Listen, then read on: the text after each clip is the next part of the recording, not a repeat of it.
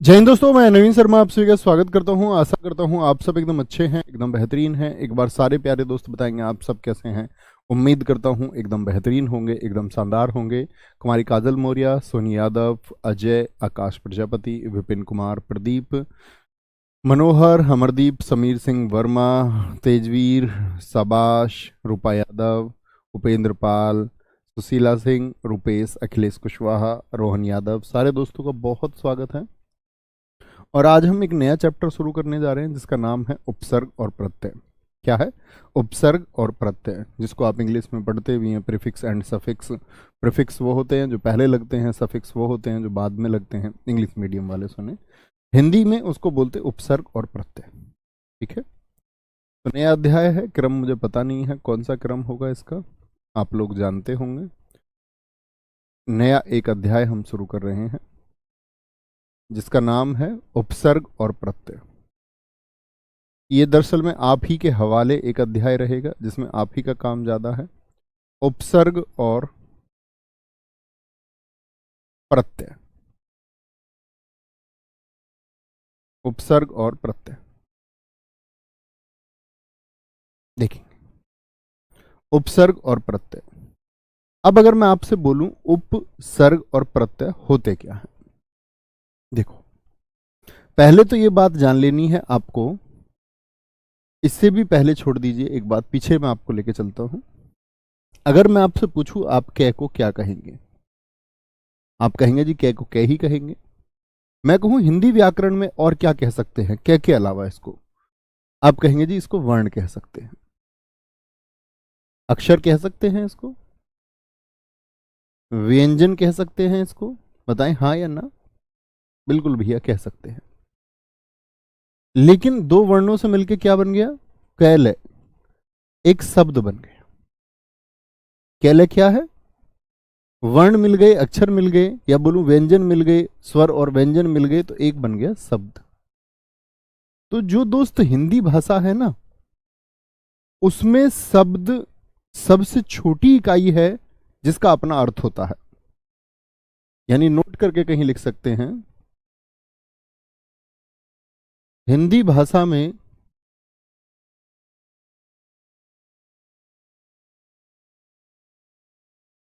सबसे छोटी इकाई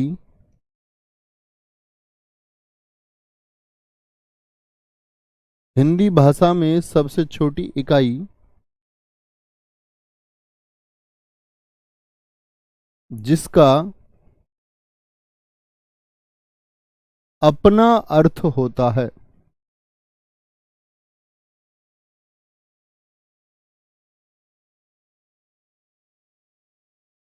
वह होती है शब्द। यानी कभी भी मैं आपसे पूछूं कि सबसे छोटा हिंदी भाषा में क्या है जो अपना अर्थ रखता है, तो आप क्या कहेंगे भैया? कम से कम उसको एक शब्द होना पड़ेगा, तब वह अपना अर्थ रखेगा। क्या बोलेंगे? आप कहेंगे कि उनको अपना सबसे छोटा अर्थ रखने के लिए शब्द होना ही पड़ेगा। चलो जी, यहां पर हम बात करेंगे उपसर्ग और प्रत्यय की। अब चीजें आसान रहेंगी। उपसर्ग से हम बात करते हैं। पहले बात लिख लिए, एक चीज नोट करेंगे, उपसर्ग और प्रत्यय, उपसर्ग और प्रत्यय और प्रत्यय शब्दांश होते हैं।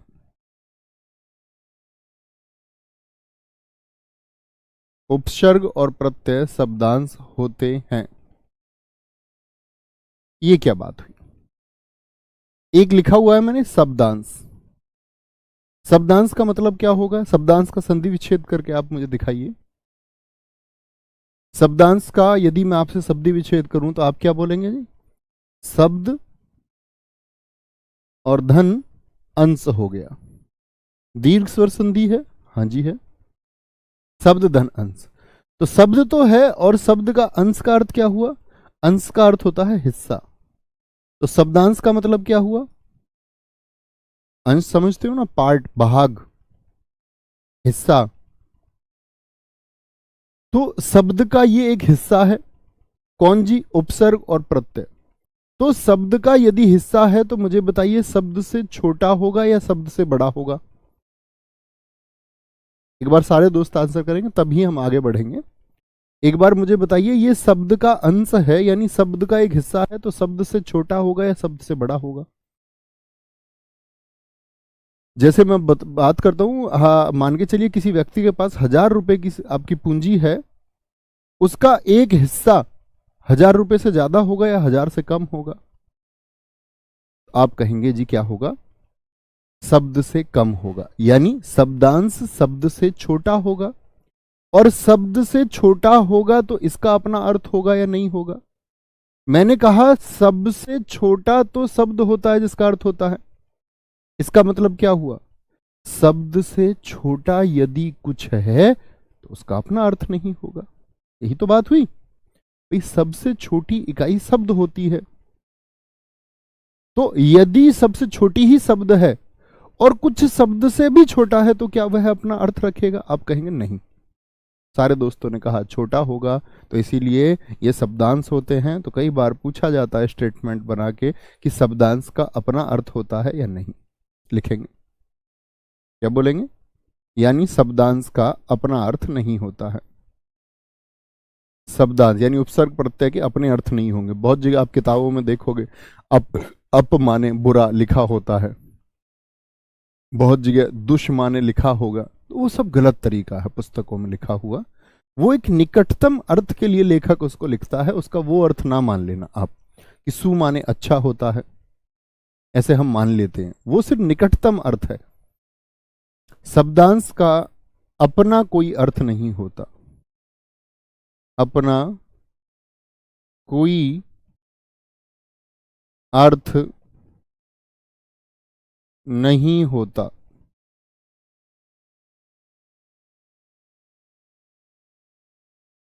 शब्दांश का अपना कोई अर्थ नहीं होता है। समझ गए जी? वेरी गुड, बहुत शानदार। अनिता कुमारी जी एकदम ठीक लिखा है, क्योंकि ये शब्द से छोटा हो गया इसलिए इसका कोई अर्थ नहीं होगा। बहुत बढ़िया, आगे बात पर चलते हैं। अगली बात आएगी जो उपसर्ग हैं। उपसर्ग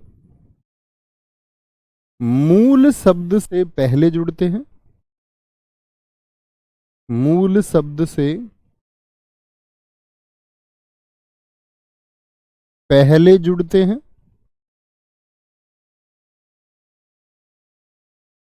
यानी उपसर्ग की स्थिति कहां होगी? कि प्रीफिक्स है। उप माने पहले, मतलब उप माने होता है छोटा, सर्ग माने होता है भाग, ये छोटा भाग है। छोटा भाग कहां जुड़ेगा? पहले। जैसे देखें कैसे, यहां तो आएगा आपका उपसर्ग और उपसर्ग के साथ में लिखा हुआ होगा कोई शब्द जिसमें ये जुड़ जाएगा। तो शब्द से इसकी स्थिति कहां होती है? पहले होती है। एक बार बोलेंगे, उपसर्ग शब्द में कहां जुड़ेगा? पहले जुड़ता है। ठीक है। अगर बात करें आपका, उपसर्ग मूल शब्द से पहले जुड़ते हैं, जबकि प्रत्यय कहां जुड़ते हैं? प्रत्यय मूल शब्द के बाद में जुड़ते हैं। मूल मतलब जो रूट वर्ड होगा, मूल शब्द के बाद में जोड़े जाते हैं या जुड़ते हैं? जुड़ते हैं। यानी एक शब्द होगा और मूल शब्द के बाद में दोस्त आपका प्रत्यय को जोड़ा जाएगा। ये छोटी छोटी बातें आप लोगों को समझ में आई? हमने अभी तक बात की कि ये तो मैं मिटा सकता हूं ना, ये परिभाषा जो मैंने आपको सिखाई, ये मैं आपको वाक्य में सिखाऊंगा फिर से, ये आप जान चुके होंगे।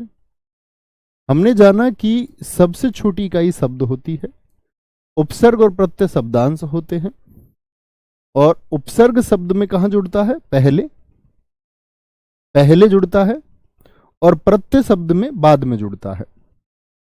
जैसे मैं आपको एक बहुत हल्का सा एक उदाहरण यदि मैं आपसे पूछूं कि एक शब्द है रखवाला, इसमें आपको मूल शब्द कौन सा दिखाई देता है? मूल शब्द जिसका अपना अर्थ हो। तो आप कहेंगे भैया मुझको दिखता है रख धन वाला, यानी वाला एक प्रत्यय हो गया, बाद में जुड़ा हुआ है। वाला एक प्रत्यय हो गया। यदि हम बात करें तो जैसे मैं आपसे बात करूं अनाथ, तो यहां पर आपको क्या बाद में कुछ दिखाई देता है, या ए धन नाथ, ए माने ना अर्थ देता है, नाथ यानी माता पिता, जिसके माता पिता ना हो। तो शुरुआत में जो होगा वो उपसर्ग होगा, और जो बाद में होगा वो आपका प्रत्यय होगा। इन्हीं सब चीजों को हम सीखेंगे धीरे धीरे। कोई दिक्कत, कोई परेशानी इतनी बात में? चलो जी। अब मैं आप लोगों के सामने एक प्रश्न रखता हूं।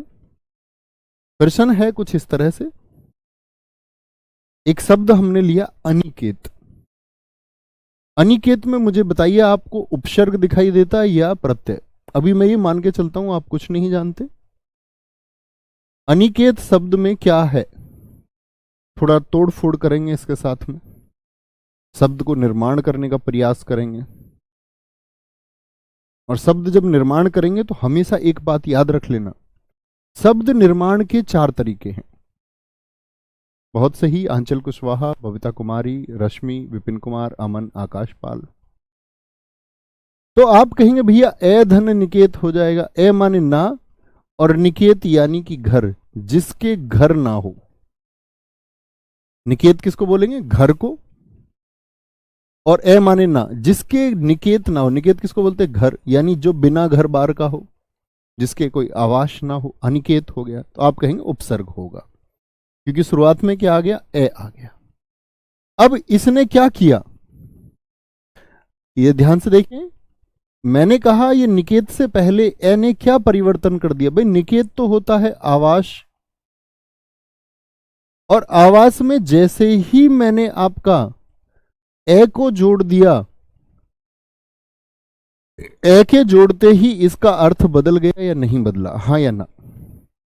तो यहां से हम एक निष्कर्ष पर पहुंचते हैं कि उपसर्ग किसी शब्द के पहले लगकर उसका अर्थ भी बदल सकते हैं।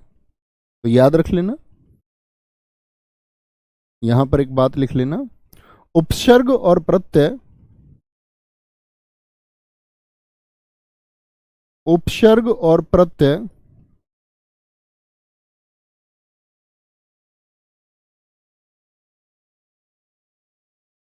किसी शब्द के साथ जुड़कर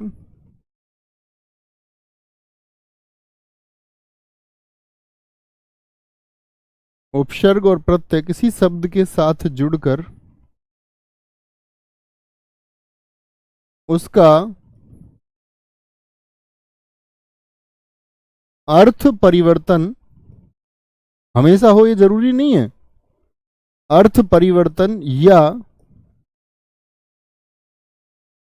या उस पर एक विशेष प्रभाव डालते हैं, एक विशेष प्रभाव उत्पन्न करते हैं या डालते हैं, विशेष प्रभाव डालते हैं। यानी अर्थ परिवर्तन करेंगे तो नया शब्द भी निर्मित हो सकता है, या विशेष परिवर्तन ला देंगे कोई, देखेंगे वो हम कैसे कैसे होगा धीरे धीरे। ये देखिए, जैसे हिंदी भाषा में एक चर्चित उदाहरण चलता है। मैं आपसे कहूं हार शब्द है, हार का आप क्या अर्थ लगाएंगे? एक शब्द है आप लोगों के सामने हार, तो आप क्या बोलेंगे जी? हार का मतलब तो भैया हुआ पराजय, या हार गले का भी हो सकता है, नौलखा हार। तो क्या बोलोगे? तो हार के 2 अर्थ हैं, एक तो पराजय डिफीट, और एक आपका नेकलेस हार। लेकिन मैंने जैसे ही इसके सामने प्रा जोड़ दिया, अब क्या बन गया? ये प्रहार। क्या जो अर्थ पहले था वह रहा? आप कहेंगे जी नहीं, पहले जो अर्थ था वह ना रहा, एक नया अर्थ देने वाला शब्द आ गया। यानी उपसर्ग और प्रत्यय का प्रयोग करके एक नया शब्द भी बनाया जा सकता है। शब्द में परिवर्तन भी कई बार हो जाता है, और कई बार एक विशेष प्रभाव भी देखने को मिलेगा। बहुत बढ़िया जी। कुछ दोस्तों ने हार का मतलब बताया है आपका, कि हार माने क्या होगा? प्रहार, बिल्कुल होगा। एक आप कह सकते हैं हमले को कह सकते हैं। Very good. आहार लगा दें इसके आगे, आ लगा दे तो आहार भोजन हो जाएगा। उप लगा दें इसके आगे तो क्या हो जाएगा? हार के आगे यदि मैं उप लगा दूं तो क्या हो जाएगा? उपहार हो जाएगा, जो भेंट का अर्थ देगा। Very good very good. कोई दिक्कत? आगे सर जी, मूल्य और मूल में अंतर बता दो। दोस्त, बिहेव लाइक ग्रेजुएट्स। ऐसा व्यवहार करें जिससे मैं महसूस कर पाऊं कि आप स्नातक हैं। कम से कम कुछ कंफ्यूजन तो हो। मूल्य प्राइज है, मूल जड़ को कहते हैं। यहां कंफ्यूजन की कोई स्थिति ही ना रही। आगे आते हैं, अब आएंगे। यानी मैंने बताया कि उपसर्ग और प्रत्यय लिखना। आपको स्टेटमेंट मिले उपसर्ग और प्रत्यय से नए शब्द का निर्माण किया जा सकता है, तो आप कहेंगे हाँ। उपसर्ग और प्रत्यय के प्रयोग से, अभी मैंने सिखाया आपको, प्रत्यय के प्रयोग से नए शब्द का निर्माण हो सकता है। नए शब्द का निर्माण संभव है। कभी आपको एक कथन मिलेगा तो आप इसको बोलेंगे हाँ सही है। संभव है निर्माण? हाँ जी संभव है। क्योंकि दोस्त, शब्द निर्माण की हिंदी भाषा में 4 विधियां हैं। 4 तरीके से आप संधि का निर्माण, सॉरी, 4 तरह से आप शब्द का निर्माण कर सकते हैं। और वो 4 तरीके कौन कौन से हैं, लिख लेना इस बात को भी। शब्द निर्माण के 4 विधियां हैं। शब्द निर्माण की 4 विधियां हैं। कौन कौन सी 4 विधियां हैं जिनसे आप शब्द का निर्माण कर सकते हैं? एक तो संधि के द्वारा, यानी शब्दों कुछ जोड़ करके आप निर्माण कर सकते हैं। दूसरा, आप लोगों ने समास को पढ़ा, संधि समास। तीसरा आपका उपसर्ग। और चौथा तरीका है आपका प्रत्यय का प्रयोग करके। प्रत्यय का प्रयोग करके, इन चारों का प्रयोग करके दोस्त हम किसका, शब्द का निर्माण कर सकते हैं? बोलेंगे जी? बहुत बढ़िया, वेरी गुड, बहुत शानदार। आगे आए, अगली बात पर आते हैं हम। यहां तक की बात समझे? तो उपसर्ग और प्रत्यय से नए शब्द का निर्माण हो जाएगा। हाँ जी, लिखना। एक ही मूल शब्द के साथ एक से अधिक उपसर्ग हो सकते हैं। एक से अधिक, एक बच्चे ने कमेंट में बार बार ये पूछा है, बड़ा अच्छा प्रश्न है, इसीलिए मैं इसको लिख रहा हूं। एक ही मूल शब्द के साथ एक से अधिक उपसर्ग प्रयोग किए जा सकते हैं। उपसर्ग प्रयोग हो सकते हैं?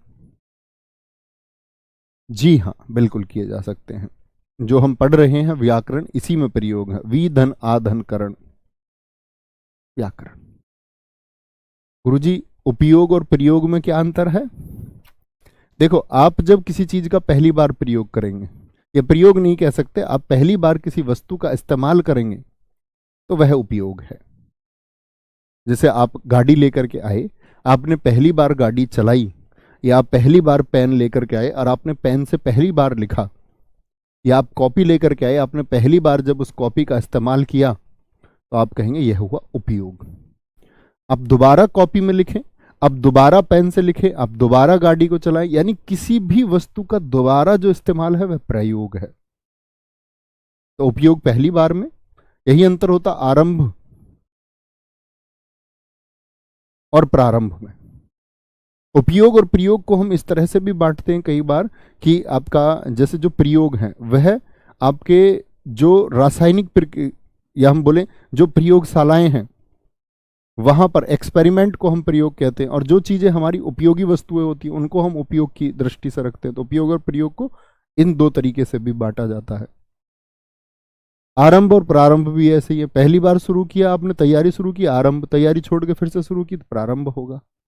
ठीक है, कोई दिक्कत? आगे चलेंगे। अब आता है सबसे बड़ा कंफ्यूजन, बहुत सारी किताबों में ना जाने क्या क्या लिखा हुआ है। उपसर्ग के भेद। उपसर्ग के भेद कितने होते हैं? अब यहां सबसे ज्यादा कंफ्यूजन है। कई किताबों में लिख दिया हिंदी के उपसर्गों की संख्या 10 है, कुछ में 13 लिख दिया, कुछ ने 16 लिख दिया, कुछ भाई साहब ने 15 लिख दिए, कुछ ने 21 लिख दिए, सब कुछ गलत है। ठीक है, तो उपसर्ग के भेद यदि हम पूछें, तो उपसर्ग के भेद में आपसे कभी भी पूछे हिंदी के उपसर्ग कितने होंगे, हिंदी के ऐसे कितने शब्दांश हैं जो शब्द से पहले प्रयोग होते हैं, हिंदी के उपसर्ग।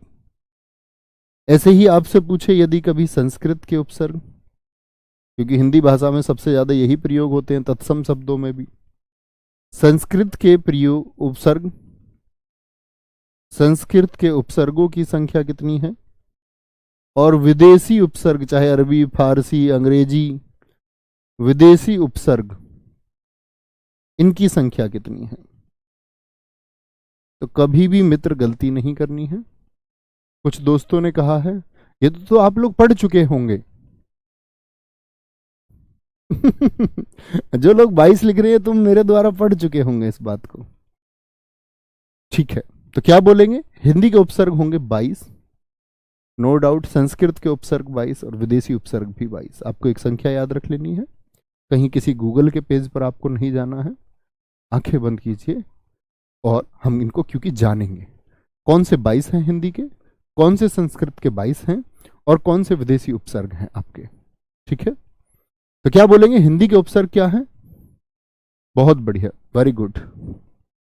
बस ऐसा मत पूछो, ये सब हम लोग वर्तनी में पढ़ेंगे। पंकज चौधरी जी, आप बिल्कुल ऐसे व्यवहार नहीं करते हो कि आप लोग बहुत शिक्षित बच्चे हैं। आप बचकाना बच्चों की तरह व्यवहार करते हैं, जैसे किसी का अर्थ मैंने कुछ बता दिया तो और बच्चे शब्द लिखने लग गए। अब आपके शब्दों के अर्थ बताते रहे, एक ने लिख दिया आमंत्रण और निमंत्रण में क्या अंतर है। आमंत्रण बुलाने के लिए होता है, निमंत्रण दावत के लिए बुलाने को होता है।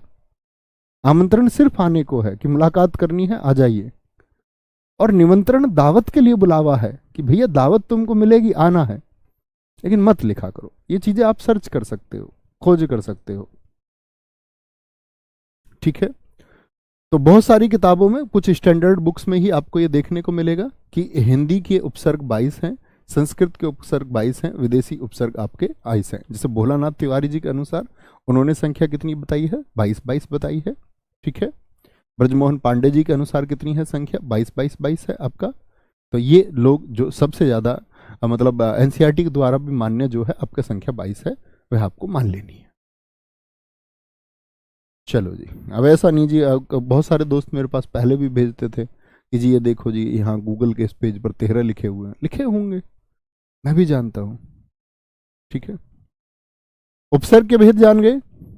अब हम उपसर्ग के भेद को शुरू करते हैं। सबसे पहले शुरू करेंगे संस्कृत के उपसर्ग। मैं कुछ उपसर्ग लिखूंगा, उपसर्ग आप जान ही चुके हैं। उपसर्ग वह होगा जो शब्द के शुरुआत में लगेगा और नया शब्द भी बना सकता है, एक विशेष प्रभाव भी पैदा कर सकता है, या आपका उसका अर्थ भी बदल सकता है। देखेंगे संस्कृत के उपसर्ग कौन कौन से हैं, 22 हम पूरे करने वाले हैं यहां पर। पहला आता है आपका अति। तो अति से कौन कौन से शब्द बन सकते हैं जरा आप लोग बनाएंगे। तो दूसरा आएगा आपके सामने, अति के बाद में आता है अधि, शब्द आप लोग बनाएंगे। तीसरा आएगा अभी। कैसे जी? तो आप लोगों को ऐसे शब्द सोचने होंगे जिनमें शुरुआत में अति का प्रयोग होता है। तो क्या बोलेंगे, अति के अनुसार क्या हो जाएगा जी, जैसे हम अति की बात करते हैं तो अतिरिक्त तो हो गया, अति रिक्त हो गया, अतिरिक्त। जैसे आपने अत्यंत का संधि विच्छेद किया था, अपनी कॉपी में करके देखिए अत्यंत का संधि विच्छेद क्या आएगा, तो आप कहेंगे भैया अति होता है, इसमें भी शुरुआत में अति धन अंत होता है। और सबसे ज्यादा संभावना है परीक्षा में कि आपसे वह पूछे यण संधि के उदाहरण, क्योंकि यण संधि में क्या होता है कि चीजें छिप जाती है। हमको अत लिख रहा है, एक विकल्प में देगा अत्यंत में उपसर्ग कौन सा है, परीक्षा में आया अत्यंत में उपसर्ग कौन सा है, लिख देगा अत्य, लिख देगा एक विकल्प में अत, एक विकल्प में लिख देगा अति, और एक विकल्प में लिख देगा अति। क्या चुन के आएंगे जी, ए बी सी या फिर डी? तो आप कहेंगे जी हम जानते हैं यण संधि हम कर चुके हैं, छिपी हुई हो सकती है, तो क्या बोलेंगे, अति होगा, यानी सी ठीक हो जाएगा। जान चुके इस बात को, अति हो जाएगा, अति। अत्यधिक में सबसे ज्यादा पूछा जाता है, अत्यधिक में उपसर्ग कौन सा होगा, अत्यधिक में बहुत अच्छा लिखा है खुशबू, आपका अतिक्रमण हो गया, अतिक्रमण शब्द हो गया, अतिक्रमण जो घेर लेते हैं। जैसे आप लोग जब ड्यूटी पर होंगे तो आप लोग देखेंगे कि कई जगह पर बाजारों में और सड़कों पर अतिक्रमण कर लिया जाता है, जिससे आम लोगों को चलने में दिक्कत आती है। सी एकदम से ठीक है, बहुत बढ़िया। अधि से लिखिए भैया, अधि से क्या हो सकता है, ऐसे अधि से छिपा रहेगा अध्यक्ष, अध्यक्ष का संधि विच्छेद करना, अधि धन अक्ष होगा। क्या होता है, अध्यक्ष का अधि धन अक्ष होगा, यही तो अध्यक्ष है, तो छिपा हुआ है यहां पर अधि। अधिकरण है, अधिकरण, अधिकार है, अधिकार, अधिकार है, ठीक है। और भी बहुत सारे शब्द हो सकते हैं। एक हमारे दोस्त ने लिखा है अधिकतम, ये गलत हो गए, यही सोचना है बस। नाम दिखाएं मेरे मित्र का, अधिकतम। देखो ये हो सकता है क्या, सारे दोस्त पहले इस पे बोलो, ऐसी गलती नहीं करनी है। तो आप यदि मैंने बोला अधि, अधि को यदि आप हटाएं यहां से, मैंने कहा मूल शब्द में जोड़ना, तो कतम कोई शब्द हो सकता है क्या, दोस्त एक बार बताएंगे, कतम कोई शब्द हो सकता है? आप कहेंगे नहीं जी, ये तो हमने विशेषण में भी भैया आपने हमको पढ़ाया कि अधिक शब्द है जिसका अर्थ है ज्यादा, और उसमें तम जुड़ा हुआ है, यानी तम एक प्रत्यय है। अभी हम प्रत्यय की बात ही नहीं कर रहे हैं, अभी हम उपसर्ग की बात कर रहे हैं, तो यहां पर तम जुड़ा हुआ है प्रत्यय, तो यह अधि दिखते ही अधिकतम नहीं। ऐसा नहीं कि जिन शब्दों में अधि आ गया, मैंने आपको उपसर्ग की परिभाषा की है कि वह मूल शब्द से पहले जुड़ेंगे। अधिकार शब्द एकदम से ठीक है, बहुत बढ़िया। अत्याचार कुछ दोस्तों ने लिखा है, बिल्कुल आएगा, अति में अत्याचार, अत्याचार, अति धन आचार, अत्याचार होगा। कोई दिक्कत, कोई परेशानी? अभी से देखिए अभिमान हो गया, अभिमान हो गया, अभी से अन्य शब्द आप बनाएंगे, अभी से अभिमान हो गया, जैसे कि आपका अभिलाषा हो जाता है, अभिलाषा, अभिलाषा बहुत अच्छा शब्द है एक। अभियोग हो जाएगा, मुकदमे को कहते हैं अभियोग, मुकदमा, अभियोग हो गया आपका। जैसे आपका यण संधि का एक उदाहरण अभ्यास हो जाएगा, अभिधन आस, अभिधन आस, अभ्यास हो गया। अभिषेक ओझा जी बहुत बढ़िया, विपिन कुमार जी वेरी गुड। अधिवर्ष हो जाएगा, बिल्कुल हो जाएगा, लीप ईयर को हम अधिवर्ष कहते हैं, वेरी गुड, बहुत अच्छा लिखा है। अध्यादेश हो जाएगा जी, हाँ जी, अधिधन आदेश हो जाएगा, बहुत बढ़िया। अधिकारी बिल्कुल होगा।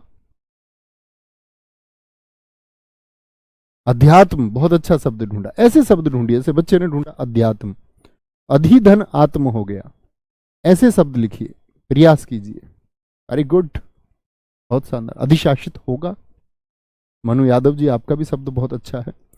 अच्छा ठीक है, अभी से जोड़ सकते हैं। अभी से आगे आता है आपका नी प्रति परि, नी से बनाइए, नी, प्रति से शब्द बनाइए, परि से शब्द बनाइए, नी प्रति परि, अनु सु वी, अनु सु और वी। अभिशाप होगा, अभिज्ञान होगा। बहुत अच्छे लिख रहे हैं आप सब लोग। नी से बनाइए कि जिसमें आपका नी हो, जैसे कि नी बंद होता है, नी बंद हो गया, निबंध। जैसे यदि मैं आपसे बात करूं, नी निबंध हो गया आपका। नैदानिक, हाँ बिल्कुल होगा, नैदानिक। आप कहेंगे यहां पर तो जी नए है, नी है ही नहीं, इस सीखना होगा। जैसे मैं आपसे बोलूं, ध्यान से देखना, विज्ञान में मैं कभी इक लगाऊं, इक, ये मैं आपको प्रत्यय में सिखाऊंगा, वहां तक का आपको धैर्य रखना होगा। तो जो ई है वो क्या बन जाता है, वैज्ञानिक बन जाता है। तो कभी भी इक जुड़ता है, इक जुड़ता है तो जो दीर्घ ई है, लघु ई है, वह अय में परिवर्तित होती है। तो कहीं पर अय है तो आप समझ जाना कि ये ई से ही निर्मित हुआ होगा। इक लगा हुआ है जिसमें, इक यदि लगा हुआ है और दीर्घ अय आ रहा है, इसका मतलब किससे निर्मित हुआ होगा, ई से ही निर्मित हुआ होगा। जैसे ये बनता है निदान धन इक से, निदान धन इक, तो इक प्रत्यय जुड़ने से बनता है, इक प्रत्यय जुड़ने से बनता है। ठीक है, तो उसको हम प्रत्यय में बहुत अच्छे से सीखेंगे, कभी गलती नहीं करनी है। यहां पर हम एक शब्द लिख लेते हैं ताकि आप लोग को कंफ्यूजन ना हो, निदान। बाकी आगे मैं प्रत्यय में सिखाऊंगा तो उसका प्रयोग तभी करेंगे जब तीन तरीके हैं आपका, इक जुड़ने से तीन प्रकार के परिवर्तन होते हैं। नीडर, बहुत अच्छा लिखा है, नी डर, नी डर। तो इसमें उपसर्ग है तो क्या उत्क्षिप्त का प्रयोग होगा, आप कहेंगे नहीं जी, आपने मना कर दिया था। बहुत बढ़िया, वेरी गुड। एक दोस्त ने लिखा है निराकार, एकदम से गलत लिख दिया है आपने। शब्द को तोड़ो तो सही, निराकार तोड़ना। नी के अलावा इसमें क्या बच गया, राकार बच गया। तो राकार कोई शब्द है, राकार, तो आप क्या बोलेंगे, नहीं। यहां तो क्या मैंने आपको बताया था, संधि विच्छेद में भी बताया, ये क्या बनता है, ये निर्धन आकार बनता है। तो यहां तो नी नहीं है, निर है, निर है, निर, निर होगा, निर। ठीक है, गलतियां नहीं करनी है, निर होगा। तो क्या बोलेंगे जी, आपका प्रति से क्या बन सकता है, प्रति से प्रतिध्वनि बन सकता है, जो ध्वनि लौट करके आती है, प्रतिध्वनि। प्रतिशत, प्रत्येक 100 की बात जब करें, प्रतिशत हो सकता है, यानी प्रतिमूल हो सकता है, प्रतिमूल हो सकता है, प्रतिमूल। और आपका प्रति से और क्या बन सकता है, हाँ प्रत्येक बन सकता है। प्रत्येक का संधि विच्छेद बताइए क्या होगा, आप कहेंगे प्रतिधन एक भैया हो जाएगा, प्रतिधन एक। और प्रत्याघात का संधि विच्छेद में आपसे पूछूं कि प्रत्याघात का संधि विच्छेद क्या होगा, तो आप कहेंगे प्रतिधन आघात होगा, प्रतिधन आघात होगा। बहुत अच्छा शब्द लिखा है बहुत सारे दोस्तों ने, वेरी गुड, वेरी गुड। प्रतिदिन बिल्कुल होगा, क्यों नहीं होगा।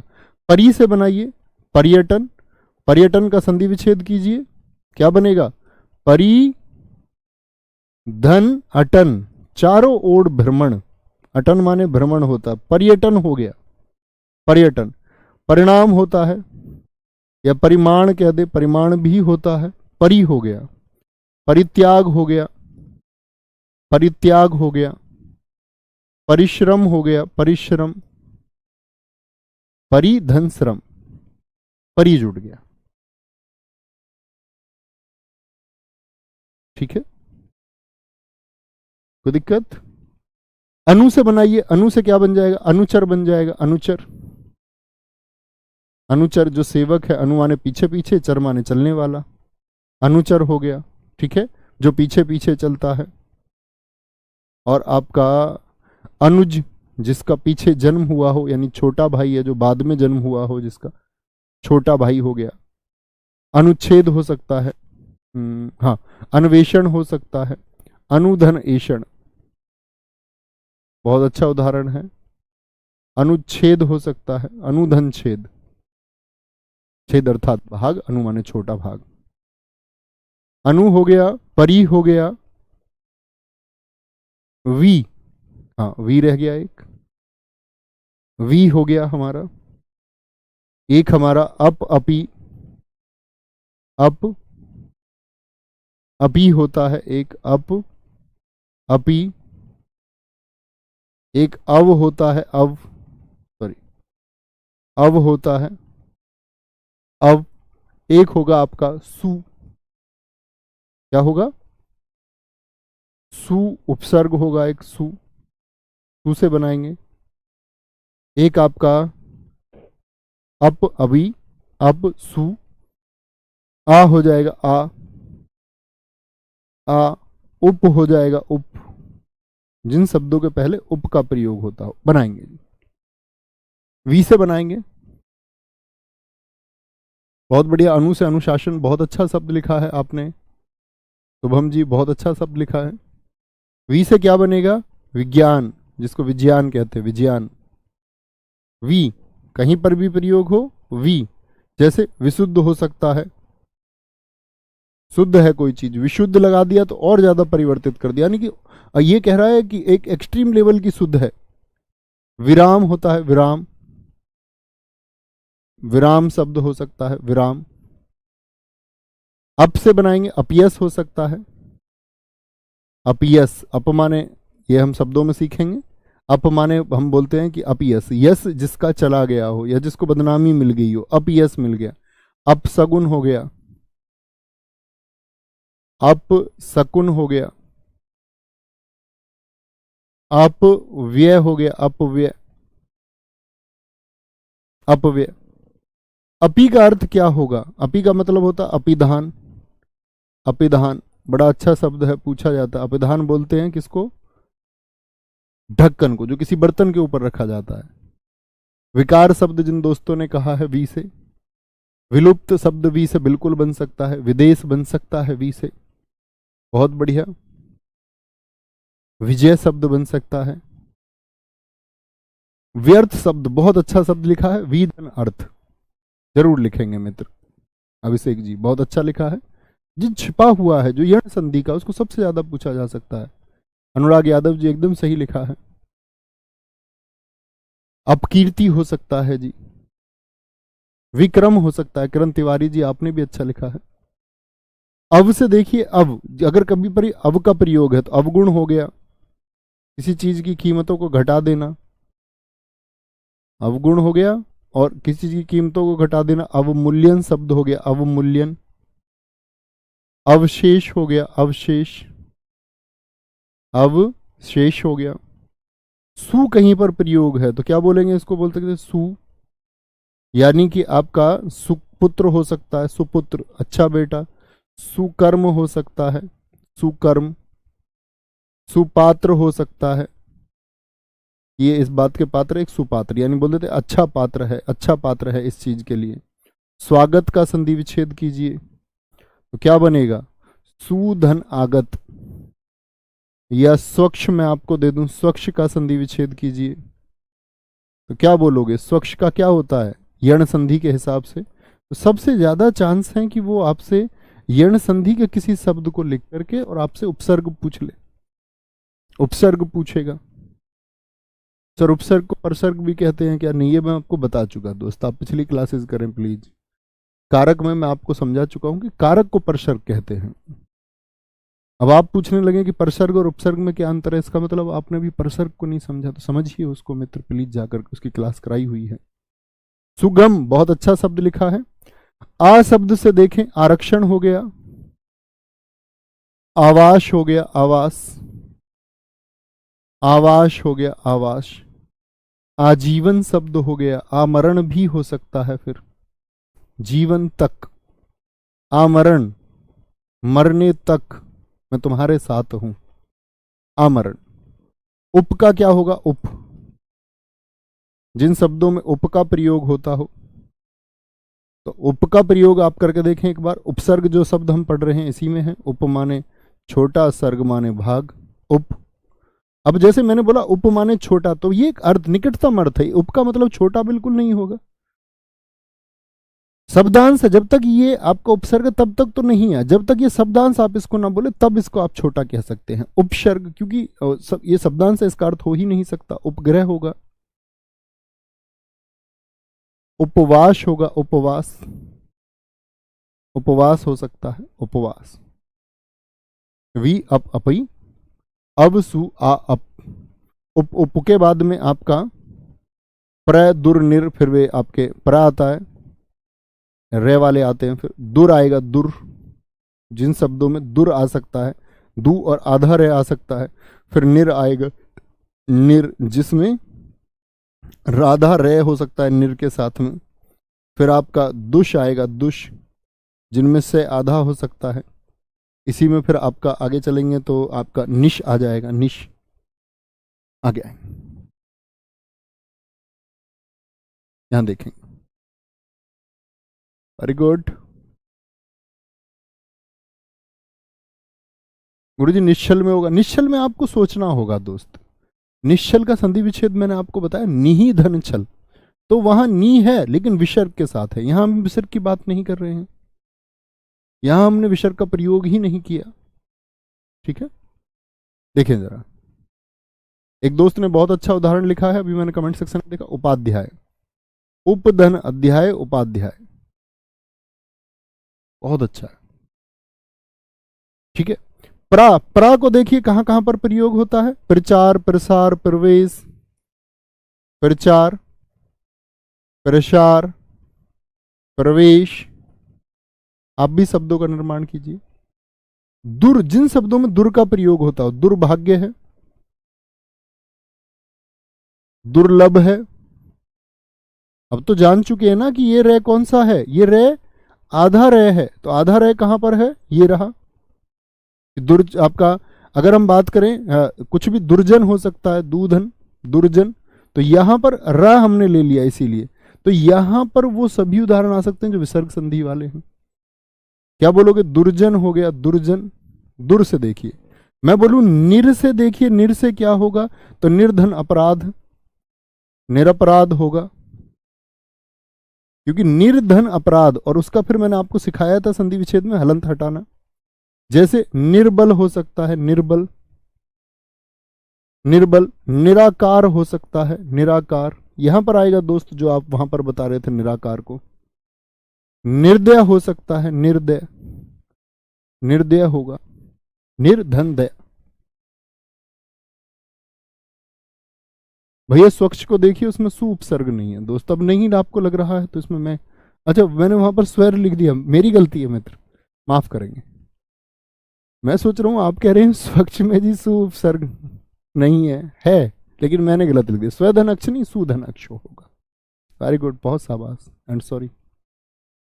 दुष की बात देखें, अब देखो यहां पर आपको एक बात देखनी है कि कहीं भी दुष हो तो इसका मतलब कोई भी सह चलेगा, जैसे दुस्साहस हो गया, दुस्साहस हो गया, तो दुष का यदि प्रयोग कर रहे हैं तो इसमें सारे दुष्य आएंगे, दुष्परिणाम हो गया, क्योंकि संधि जब आप इसको तोड़ेंगे तो वो आना यही है, दुष्धन परिणाम, दुष्धन परिणाम हो गया, या ससलजम वाला दुशासन हो, तो कोई भी शाह हो तो उसमें दुष आएगा आपका, दुष, ऐसा नहीं है आप ये वाला दुष लिख दे, ये वाला ऐसे लिख दे, दुष होगा, गलत कर देंगे, सिर्फ दुष होगा, दुष हो गया आपका। दुष के बाद में फिर आता है निश, निश आता है, निश के बाद में आपका उत आता है, उत, जिन शब्दों में उत का प्रयोग हो, उत का प्रयोग हो, उत का प्रयोग हो, ठीक है, निश हो गया, उत हो गया। संस्कृत वालों में एक सम आता है, सम, एक आता है आपका परा, जिन शब्दों में परा का प्रयोग होता हो, शब्द निर्माण करेंगे। दुष्प्रभाव बिल्कुल आएगा, दुष्कर्म आएगा, बहुत बढ़िया। सोनी शर्मा, सर जी आप मुझसे नाराज हो, वेरी गुड, जी हाँ मैं आपसे नाराज हूं और बहुत ज्यादा नाराज हूं। कल आपने हमारे घर पे चोरी कर ली थी, यही मेरी नाराजगी का कारण है,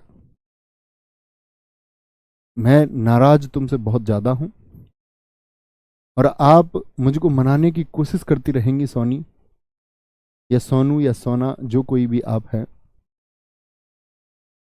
तो एक दिन याद रख लेना, ये सिलेक्शन छोड़ के, सिलेक्शन तो बहुत दूर हो जाएगा, फिर यात्रा रहेगी मैसेज करने की। आप तमाम लोगों को मैसेज भेजते रहेंगे पूरे जीवन भर, तमाम लोगों को मनाने का प्रयास करते रहेंगे, लेकिन कोई मानेगा नहीं। आप सबसे पूछते रहेंगे, क्योंकि कहते हैं ना, कमजोर से लोग अक्सर नाराज हो जाते हैं। और यदि आप शक्ति या फिर सामर्थ्य आपके साथ रहेगा तो आपसे लोग कम नाराज होंगे। ये सत्य है। ये बनाएंगे भैया, तो नाराज वाराजगी के चक्कर मत पड़ो, पढ़ लो प्लीज। निश क्या बन जाएगा? निस्संदेह बन जाएगा। कुछ लोग अट्रैक्शन के लिए, नाम के लिए, अब क्या हो गया, मैंने आपका नाम ले दिया, कुछ मिला क्या? सिलेक्शन मिला। आए किस बात के लिए थे? सिलेक्शन के लिए आए थे, निष्फल हो गया। यहां पर भी कोई भी हो, शैषट कौन हो, निष्फल हो, निष्पाप हो, निष्पाप, ठीक है। तो निस होगा तो सारे से आएंगे, दुस आएगा तो सारे से आएंगे। उत उत का बताएं भैया, जो आपने किया था उद्घाटन। अब देखो यहां दे है तो यहां पर हम गलती कर देंगे, लेकिन हमको संधि विच्छेद सोचना। उत धन घाटन होता है, उत धन घाटन होता है, ठीक है। उद्गम का क्या होगा? उद्गम का उत धन गम होगा। उद्भव का क्या होगा? उद्भव का, उद्भव का क्या होगा? क्या बोलेंगे जी? उद्भव का क्या होगा? उत धन भव होगा, उद धन भव होगा।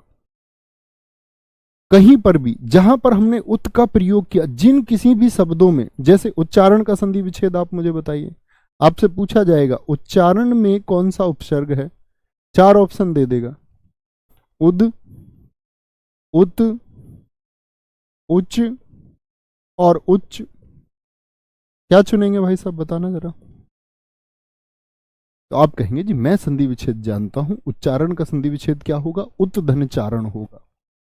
उद्योग कहा है कुछ मेरे दोस्तों ने, उत धन योग होगा। बहुत अच्छा लिखा है, तो दय वाले सारे आ जाएंगे। उद्योग हो गया, बहुत अच्छा लिखा है, बहुत शाबाश।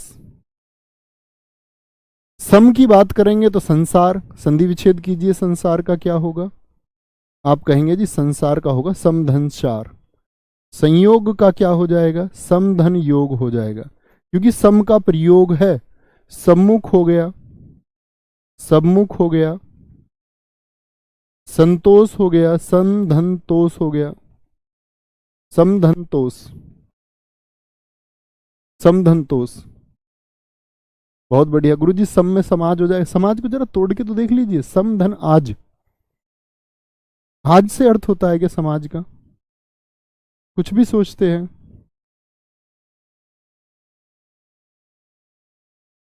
Very good, very good. उत्पत्ति बिल्कुल हो सकता है दोस्त।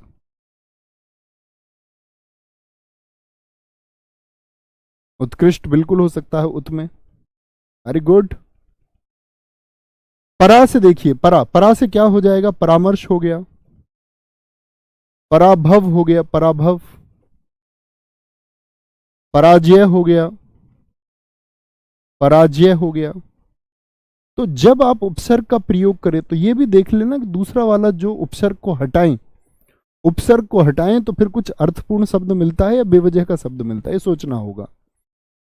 सम्मान होगा, बिल्कुल होगा, क्यों नहीं होगा, ठीक है।